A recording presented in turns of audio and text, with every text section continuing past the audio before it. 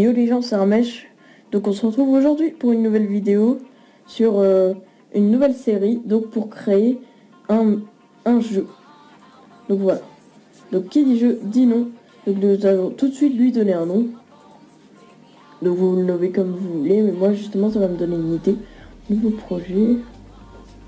Pokémon. Non, c'est déjà pris. Final Fantasy. Non, Fantasy. Ça sonne mieux. Mais ça me rappelle quelque chose.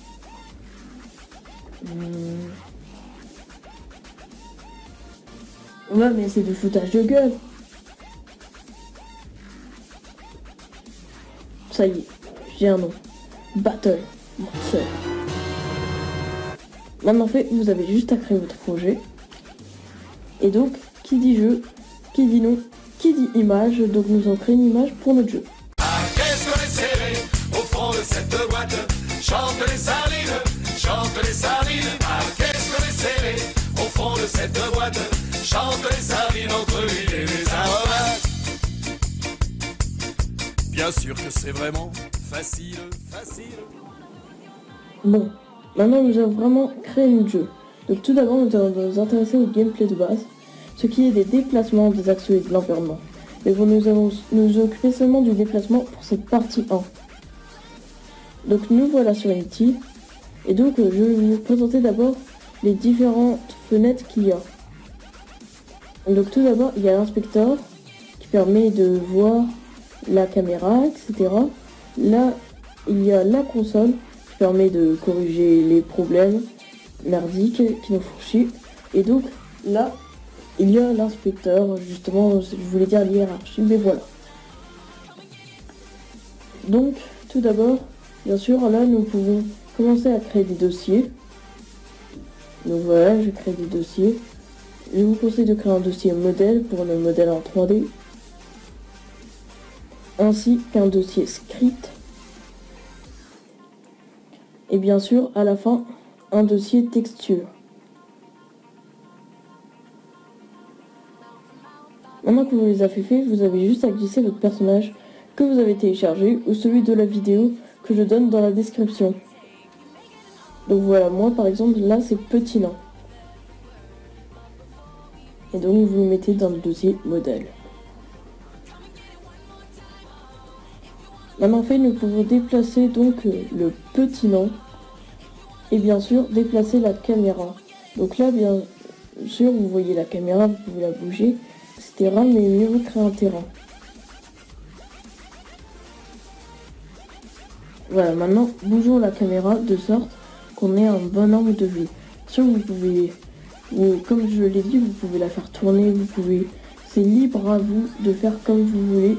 Cela ne changera rien au jeu, sauf le gameplay dont vous personnalisez. Donc voilà, je vais mettre 20, non 50. Comme ça, c'est assez grand.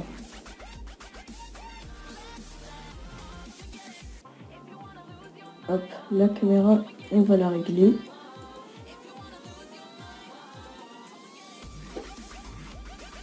Donc, hop, hop.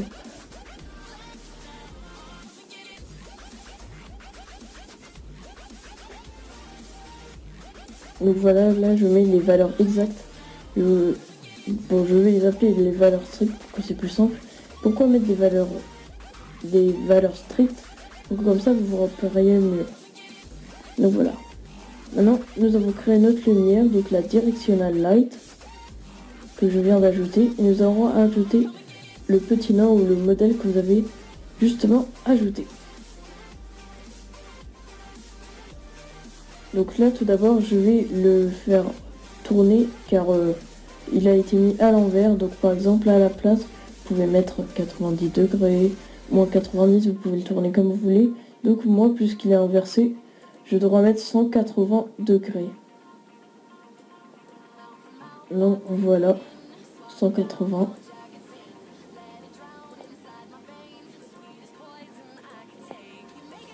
Hop. Voilà, les valeurs exactes.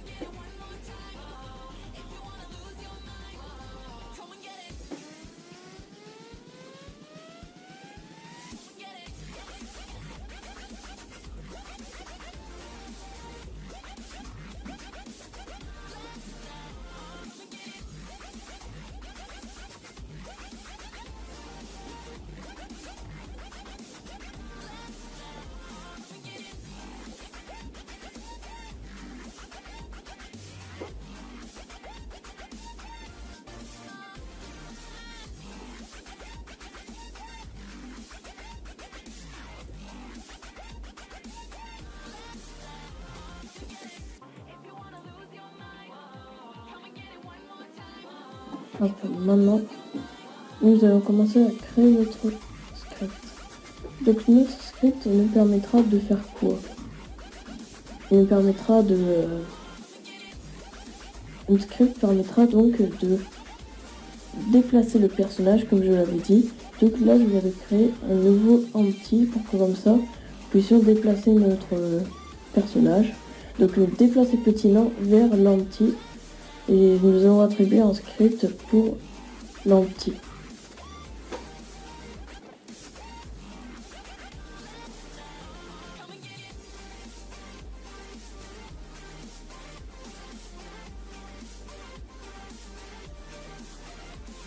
Comme vous pouvez le voir, si vous lancez, il ne se passe rien. Mais l'empty sert justement avec la caméra que quand on déplace l'empty, la caméra ainsi que le personnage bouge aussi. Comme ça, nous éviterons de tout déplacer alors que nous pouvons simplement les hiérarchiser.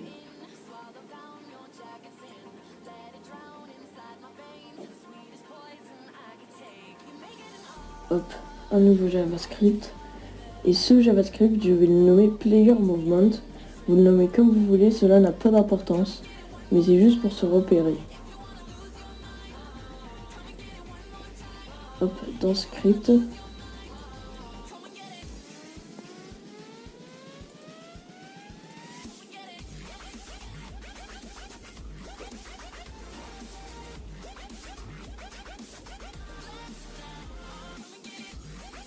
Voilà. Donc nous allons mettre le script ainsi que un caractère contrôleur. Donc à quoi ça sert le caractère contrôleur? Pour ceux qui jouent aux jeux vidéo, et je pense que vous jouez tous aux jeux vidéo, le caractère contrôleur c'est la hitbox. Donc paramétrez-la bien, vous pouvez même mettre plusieurs hitbox pour que c'est mieux, mais bon. La hitbox d'Unity n'est pas très développée, donc faites de votre mieux pour réussir à bien la faire.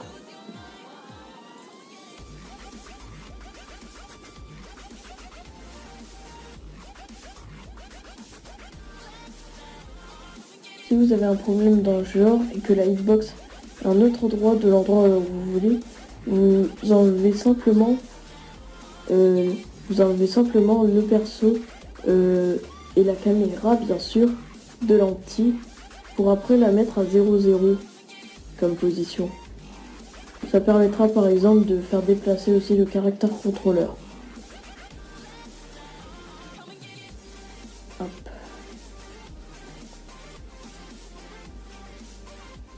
Donc maintenant ouvrez votre script Player Movement.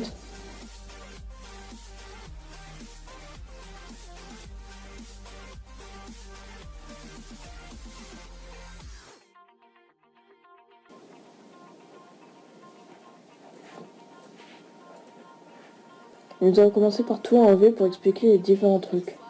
Donc d'abord créer une nouvelle variable, ça s'appelle comme ça, car en fait ceci est une variable, c'est ce qui nous permettra de faire la vitesse de déplacement justement. Donc voilà, là je la nomme speed pour le déplacement, pour la vitesse de déplacement, et vous la mettez en float. Bien sûr vous pouvez la nommer comme vous voulez, ça n'a pas d'importance. Le caractère float, enfin la chaîne de caractère float, ça veut dire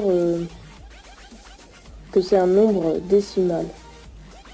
Mais int c'est un nombre entier. Donc bien sûr les floats peuvent être des nombres entiers aussi, ça comporte les deux. Et voilà, speedrun end et aussi je veux dire speedrot. Donc voilà, speedrun pour la vitesse quand on court, speedrot pour la rotation. Voilà, c'est ça, la rotation. Donc là, private, ça veut dire tout simplement qu'il ne va pas être affiché à l'éditeur.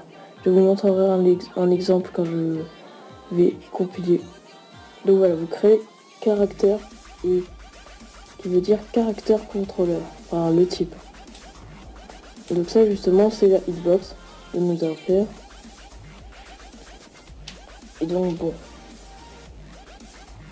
nous allons créer une nouvelle fonction. Donc qu'est-ce que c'est que les fonctions? Les fonctions c'est ce qui nous permet de par exemple faire que notre personnage bouge le bras, donc de lancer une animation, etc. Donc là, la fonction start, c'est une fonction qui est directement dans le moteur de jeu. La fonction start se lance à chaque fois que l'on commence à jouer. Donc là, ce qu'on va mettre, c'est que character est égal à getComponent, qui va chercher justement le type dans l'objet, le GameObject. Voilà, personnage. Là, vous voyez character controller, donc justement, nous avons marqué character controller.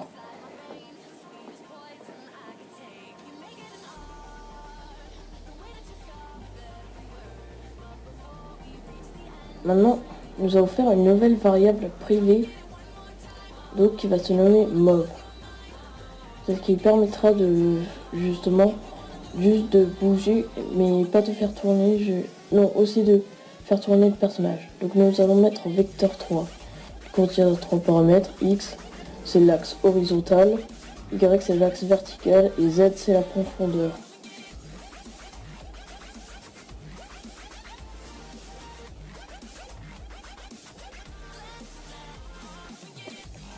La fonction update, c'est la fonction qui se fait tout le temps. Par exemple, si vous voulez que tout le temps il y ait un texte qui dit salut par exemple, et ben ça va tout le temps écrire salut.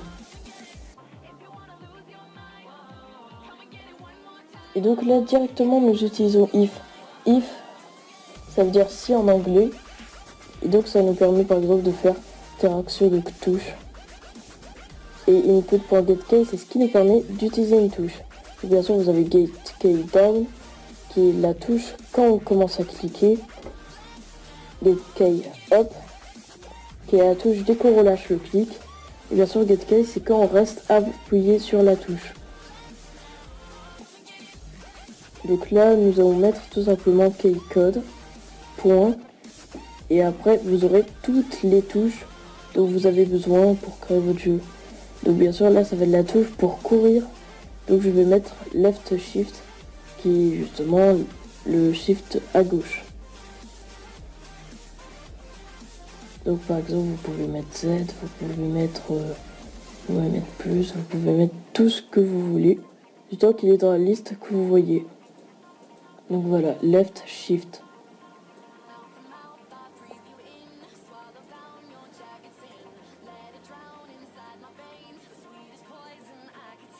Move égale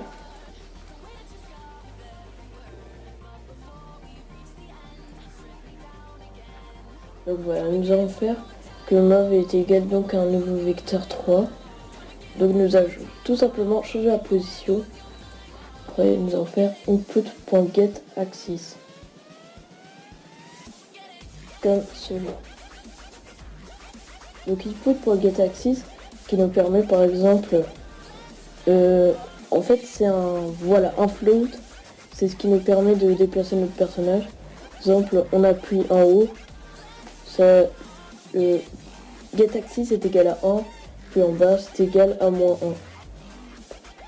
1. Donc on met input pour getAxis vertical que vous pouvez changer.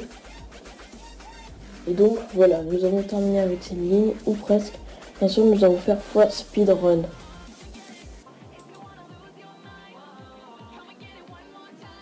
Et donc maintenant nous allons faire else. Else ça veut dire sinon. On n'aura pas à mettre la longue ligne de code, juste à mettre else. Là ce qu'on va faire c'est que move est égal donc vecteur 3. Et donc que ça va être 0, 0. L'axe ça va toujours être le vertical, mais à la place d'être fois speedrun, ça va tout simplement être fois speed.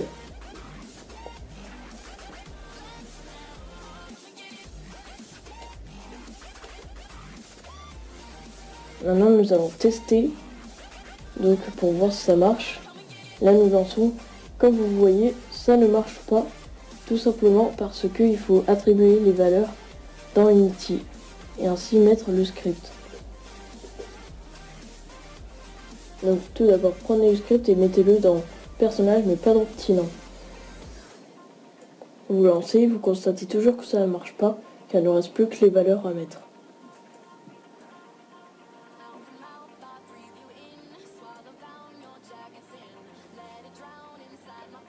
Donc là, comme vous voyez, il y a speed, run, speed, route, donc comme on les avait créés. Mais les variables privées ils ne sont pas là, donc ça permet donc qu'on ne fasse pas de conneries en les modifiant. Et bien sûr, vous pouvez aller dans vos inputs, vous les modifiez vos touches, donc horizontales et verticales. À la lancée du jeu, Unity il fait que l'on peut choisir, que le joueur choisisse c'est quelle touche.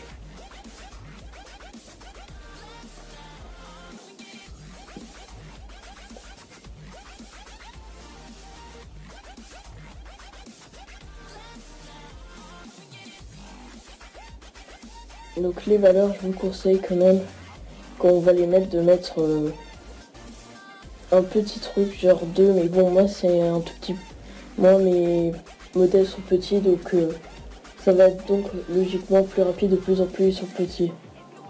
Car bien sûr c'est l'échelle. Donc voilà, par exemple là j'ai mis 20 et 10.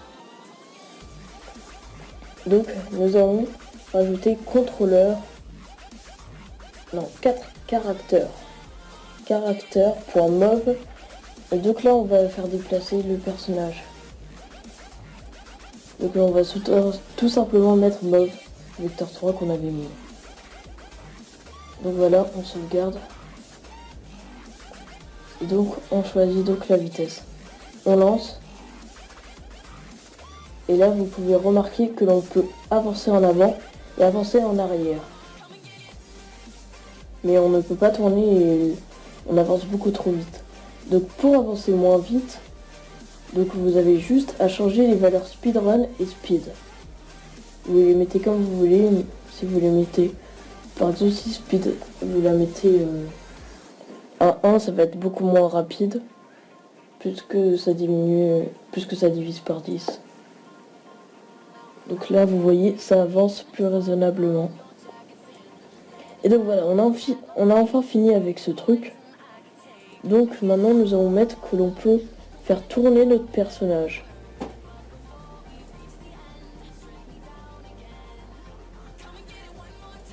Maintenant ce qu'on va mettre c'est juste transform.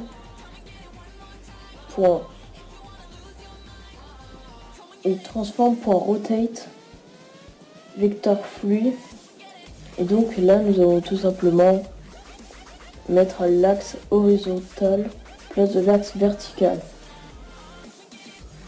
Donc on fait comme d'habitude la même chose pour notre point get-axis, sauf que cette fois-ci, à la place de mettre 0,0, l'axe, on va tout simplement le mettre au deuxième. Donc voilà, là on fait fois speed rotate.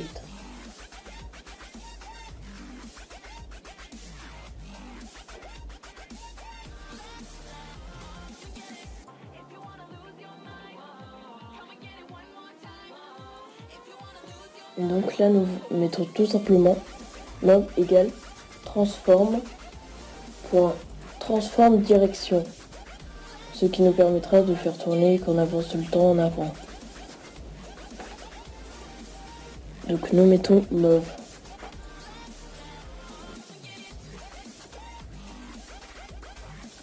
On change speed route et normalement ça devrait marcher. Donc là on peut tourner mais c'est beaucoup trop rapide.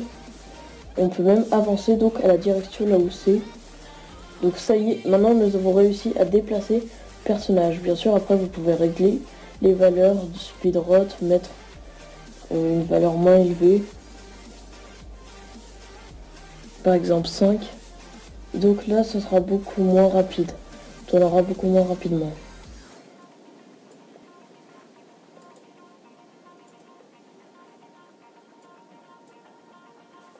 Et voilà, maintenant vous avez remarqué que notre perso ne tombe pas.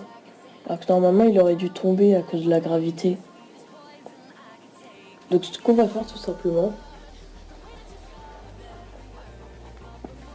on va juste rajouter une nouvelle variable, encore float, qui va être gravity.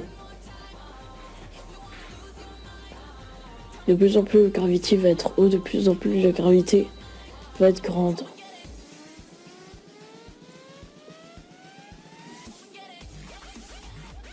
Et hop, mauve, voilà, mauve, point y moins égal. Ça veut dire qu'on va enlever à meuf.y qui est l'axe vertical. Donc on va lui enlever la gravité.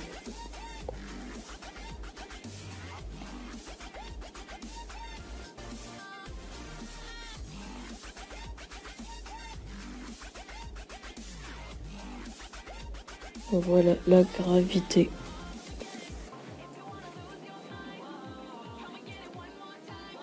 Maintenant, on va lancer le jeu pour voir si tout marche. Et bien sûr, la gravité, on va la mettre à 1. Là, vous voyez, notre perso tombe et se cogne justement dans le terrain. Donc ça, déjà, c'est bien. Là, nous avons réussi à mettre la gravité. Donc bien sûr, ça se cogne à la hitbox. Si vous avez foutu une hitbox n'importe comment, ça se peut que soit votre perso tombe, soit qu'il va s'arrêter directement après. Enfin, directement. Donc là, on va par exemple mettre la vitesse plus rapide. Donc voilà, vous voyez que ça marche. Donc je vous donne rendez-vous au prochain tutoriel, donc à la prochaine partie, qui va être justement sur les animations. Donc nous avons fait ça. Si vous avez aimé, n'hésitez pas à laisser un like ou même à vous abonner. Allez,